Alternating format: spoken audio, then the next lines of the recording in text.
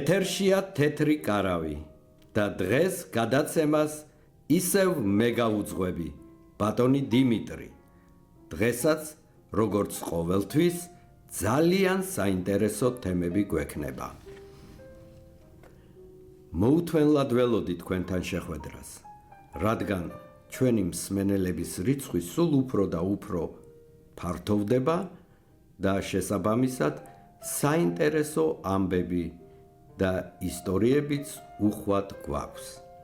დღეს ძალიან საინტერესო ხმოვან წერილებს მოგასმენინებ, რომლებსაც ჩვენი აქტიური მსმენელები გვიგზავნიან და თუ თქვენ ახლა პირველად გვისმენთ, იცოდეთ, რომ თეთრი კარავი ყველასთვის ღიაა.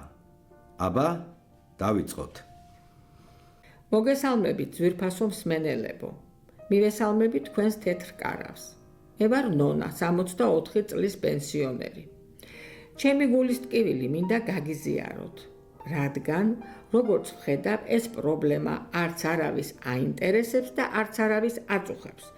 თითქოს ერთი შეხედვით უნდა გვიხაროდეს, როდესაც ჩვენს დედაქალაქში რამე ახალი შენდება, მაგრამ ასე არ არის, რაც დაემსგავსა ჩვენი ლამაზი თბილისი.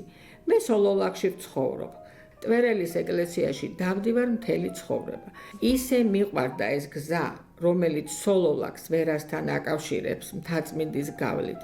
ჯერ მამა დავითი გამოჩნდებოდა ხელმარცხნივ, მერე მარჯვნივ გაიხედავდი და თბილისის ულამაზესი ხედების ფონზე სამების ტაძარი ჩანდა და ასე სიხარულით მივდიოდი ტვერელამდე.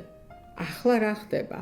არც ტაძრები ჩანს, არც ქალაქის ხედები, 1-2 ჭუჭრუტანიდან თუ მოკრავ თვალს, ასე როგორ შეიძლება მოვექცეთ ჩვენს ქალაქს.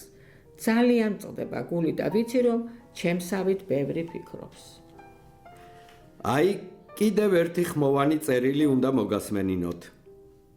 მეგობრებო, მოგესალმებით. მე მქვია ესმა და ვარ 57 წლის. ვცხოვრობ სოფელში. ზემო იმერეთის ერთ-ერთ ულამაზეს სოფელში.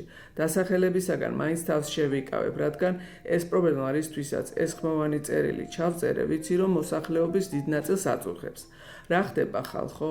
ჩემი მაქვს ძის ნაწარმიც, ხილიც, ბოსტნეულიც, საკვებზე ფულს თითქმის არ ვხარჯავთ, მაგრამ რა ხდება ხალხო?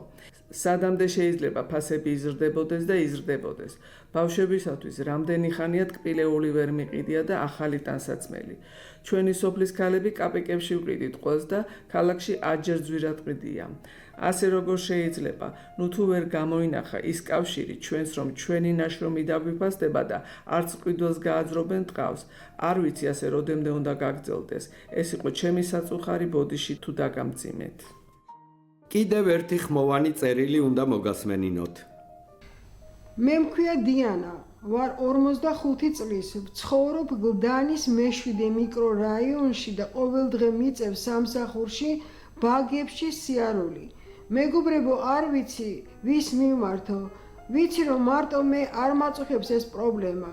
4 ზოგჯერ 5 საათი მეკარგება დღის განმავლობაში მარტო გზაში, აი მარტო მგზავრობაში.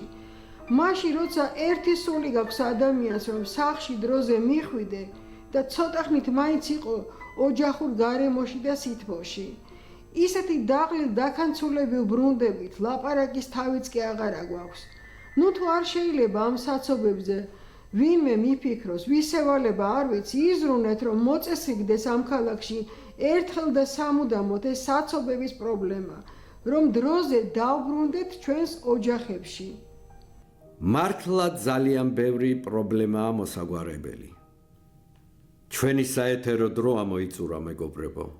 მე ერთი კვირით გემშვიდობებით. აბა, მომავალ შეხვედრამდე.